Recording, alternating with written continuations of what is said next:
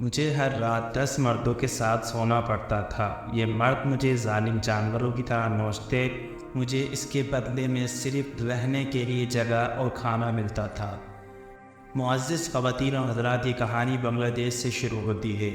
انتہائی غربت میں رہنے والی لڑکی کو انڈیا میں رہنے والے ایک رشتہ دار، جو کہ رشتے میں خالہ لگتی تھی، جن کو وہ خالہ کے نام سے پکارتی تھی، جس نے اسے جسم فروشی پر مجبور کر دیا۔ ایک بار اس لڑکی کی خالہ عید پر بنگلہ دیش آئی اور انہوں نے اس لڑکی کی والدہ سے کہا کہ وہ اس لڑکی کو انڈیا لے جائیں گی اور اسے نوکری دلوائیں گی تاکہ اس لڑکی کے گھر والوں کی غربت دور ہو سکے۔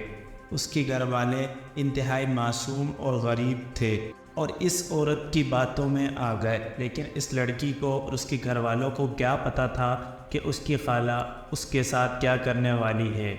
اس لڑکی کی خالہ نے کہا، انڈیا میں تم اچھے پیسے کما لو گی اور تمہارے گھر والوں کی غریبی بھی کسی حد تک کم ہو جائے گی۔ معزز خواتین و حضرات، اس لڑکی کا کہنا ہے، جب میری خالہ عید پر گھر آئیں تو میری خالہ نے میری والدہ کو بہت سے تحائف دیے تاکہ وہ مجھے انڈیا لے جا سکے اپنے ساتھ اور میری ماں کو پھنسا سکے۔ میں اور میری ماں بہت خوش تھے۔ اتنے سارے کپڑے اور تحائف ہم نے پہلے کبھی نہیں دیکھے تھے ایک ساتھ۔ اتنے سارے کپڑے اور تحفے دیکھ کر ہم بہت خوش تھے۔ اس سے پہلے ہم نے کبھی اتنا کچھ ایک ساتھ نہیں دیکھا تھا۔ خالہ نے میری ماں سے کہا کہ میں اگر ان کے ساتھ انڈیا جاؤں تو مجھے اچھی نوکری مل جائے گی۔ خالہ بہت زیادہ چالاک تھی۔ خالہ نے یہ بھی کہا کہ وہ انڈیا میں بہت پیسہ کماتی ہیں۔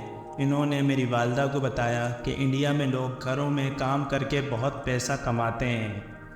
میں اور میری ماں نے سوچا تھا کام ملنے سے ہمیں غربت سے نکلنے میں مدد ملے گی اور ہمارے دن بھی اچھے ہو جائیں گے، مگر اس لڑکی اور اس کی ماں کو کیا پتہ تھا کہ آگے چل کر بہت مشکل آنے والی ہے۔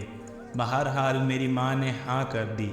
اس وقت میں 15 سال کی تھی۔ مجھے میری خالہ غیر قانونی طریقے سے انڈیا لے آئی تھی۔ پھر کیا ہوا جو اس لڑکی نے سوچا بھی نہیں تھا۔ انڈیا آتے ہی اس کی خالہ کا رویہ بدل گیا۔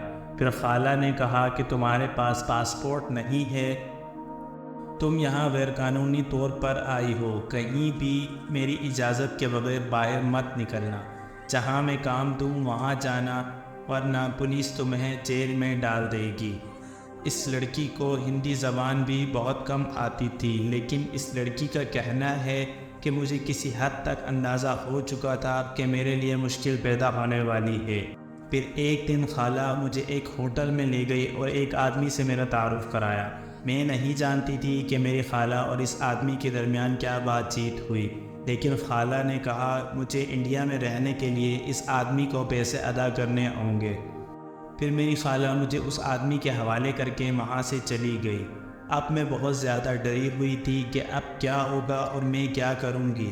اب یہ فکر بھی تھی کہ اگر مجھے تنخواہ نہیں ملی تو میں اپنی ماں کو پیسہ کیسے بھیجوں گی۔ میری پریشانیاں یہیں سے شروع ہوئی۔ مجھے جلد ہی احساس ہو چکا تھا کہ مجھ کو بھیج دیا گیا ہے۔ پھر وہ ہوا جو میں نے کبھی سوچا بھی نہیں تھا۔ پھر ہر رات کو مجھے 10 مردوں کے ساتھ سونا پڑتا تھا۔ کبھی مجھے 10 کبھی 18 آدمیوں کے ساتھ بھی سونا پڑتا تھا۔ اس کے بدلے میں مجھے صرف سونے کی جگہ اور کھانا ملتا تھا۔ کبھی کبھار گاہک مجھ پر ترس کھا کر ٹپ دیتے اور میرے پاس بس وہی پیسے بچتے تھے۔ مجھے کہا جاتا تھا کہ میری ساری تنخواہ میری ماں کو بھیج دی جاتی ہے، لیکن بعد میں پتہ چلا کہ میری ماں کو تو کبھی پیسے ملے ہی نہیں۔ جسم کی تجارت کے کاروبار میں میرا دم گھٹ رہا تھا۔ میں وہاں سے فرار ہونا چاہتی تھی، لیکن میں ایک جال میں پھنس چکی تھی، کیونکہ مجھ کو یہ خوف بھی رہتا تھا کہ کہیں پولیس مجھ کو پکڑ نہ لے۔ لیکن بولتے ہیں نا، سب کے دن بدلتے ہیں، میرے ساتھ بھی ایسا ہی ہوا۔ قدرت نے مجھے ایک اور موقع دیا جس کا مجھ کو انتظار تھا۔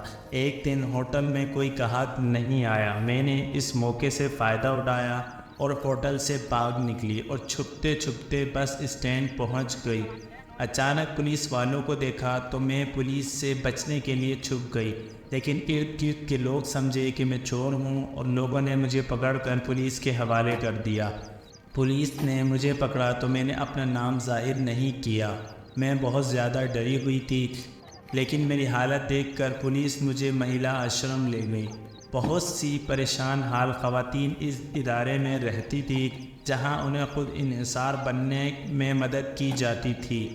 یہاں آ کر مجھے ایسا لگا جیسے میں گھر واپس آ گئی ہوں، لیکن پھر بھی مجھے مسلسل پولیس سے ڈر لگتا تھا۔ لیکن یہاں کی انتظامیہ کی محبت بھری طبیعت کو دیکھ کر میں نے آہستہ آہستہ اپنے بارے میں بتایا، اپنا دردناک تجربہ بیان کیا۔ میں نے انہیں یہ بھی بتایا کہ میں گونگی نہیں ہوں، میں پولیس کے ڈر سے کچھ نہیں کہہ رہی تھی۔ معزز خواتین و حضرات، اس تنظیم کی منتظمین نے اس لڑکی کو اس کی تاریخی زندگی میں امید کی کرن دکھانے کی کوشش کی۔ یہاں ایک ماہر نفسیات اس کی کاؤنسلنگ کرتے اور اس کا علاج کرتے تھے، اور انہوں نے اس لڑکی کو حوصلہ دیا اور اس لڑکی کو اپنے اوپر خود مختاری کا یقین دلایا اور اس میں زندگی جینے کی امید پیدا کی۔ اس لڑکی کی کہانی جاننے کے بعد مہیلا آشرم والوں نے حکومت اور بنگلہ دیش کے سفارت خانے کو مطلع کیا۔ مہیلا آشرم والے حکومت کی مدد سے اس کی ماں سے رابطہ کرنے میں کامیاب ہو گئے۔ ماں کو بیٹی کی افسوسناک حالت کا علم ہوا۔ اس لڑکی کی ماں نے زندگی میں پہلی بار اپنی بیٹی سے ملنے کے لیے اپنا پاسپورٹ بنوایا۔ وہ لڑکی 2 سال تک اس مہیلا آشرم میں رہی اور مہیلا آشرم والوں نے اس لڑکی کو کڑھائی، سلائی اور مصنوعی زیورات بنانے جیسے ہنر دیے۔